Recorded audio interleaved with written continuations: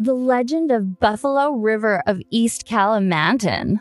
In the mid-13th century AD, the Kingdom of Kutai Kartanagara was led by a king named Ajay Maharaja Sultan.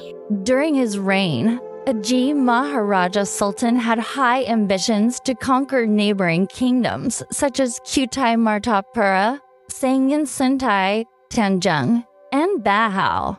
These ambitions were successfully realized by the king, making Kutai Kartanagara a prosperous and wealthy kingdom.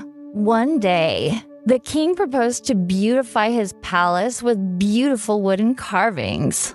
We should bring in master carvers from Java. They are known for their exceptional wood carving skills. That's a good idea. Send an envoy to Java. The envoy from the Kingdom of Kutai Kartanagara immediately set out for Java to convey their intentions and the message from the Sultan of Kutai Kartanagara. Our Sultan wishes to request your court artisans to carve in our palace. The Javanese king welcomed them warmly. Very well. Inform your Sultan that I will send my two best carvers to your kingdom. The two carvers sent from Java were brothers. They sailed across the sea and eventually arrived at the Kingdom of Kutai Kartanagara. Upon their arrival, they were warmly welcomed by King Ajay Maharaja Sultan. Welcome to the Kingdom of Kutai Kartanagara. You are known for your exceptional wood carving skills, so I request you to carve various motifs throughout the palace. Your Majesty, it is true that my brother and I are skilled in carving. May I know what motifs you desire? The motifs of Kutai, Bahau, Kenya, and Tanjung, blended with Javanese art. Very well, Your Majesty. We will undertake this task. The two carvers began working diligently in the Kingdom of Kutai Kartanagara. Their hands were very skilled, transforming logs into magnificent wooden carvings. It was believed that the two carvers were aided by mystical powers, enabling them to complete their work on time. Thanks to the hard work of the two carvers, the palace of the Kingdom of Kutai Kartanagara was filled with beautiful wooden carvings. King Maharaja was delighted to see their work.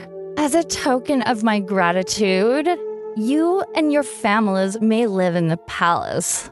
Your Majesty, isn't that too much? No, it is well deserved for your work.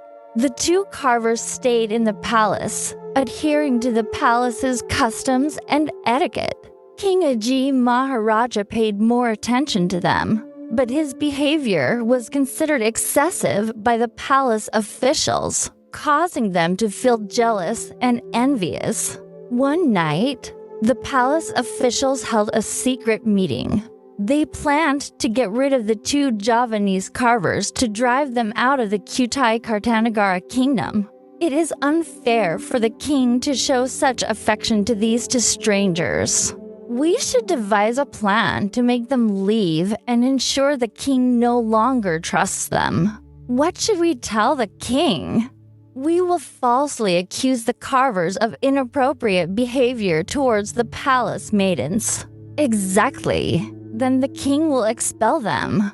The meeting attendees agreed on this plan. The next day, one of them approached King Ajay Maharaja to execute their mission. Your Majesty, the two carvers have behaved inappropriately towards the palace maidens. King Ajay Maharaja was infuriated and decided to expel the two carvers from the palace. Outrageous. They should not behave like that here. They must leave immediately, the king said angrily. Other palace officials suggested an alternative to King Ajay Maharaja. Your Majesty, if they are allowed to live, they will surely work for another kingdom and create a more beautiful palace. King Ajay Maharaja became more anxious. True. I do not want a rival palace, influenced by the officials' manipulation. Very well. Capture the two carvers and bring them to me. What are you going to do? What have we done wrong?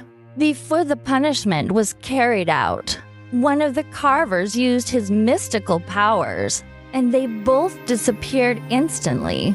The king and palace officials were shocked, but soon the two carvers were found dead, hanging from a pillar. Their bodies were then thrown into the Buffalo River. Strangely, the bodies did not drift downstream, but instead moved upstream towards the river's estuary near Samarinda.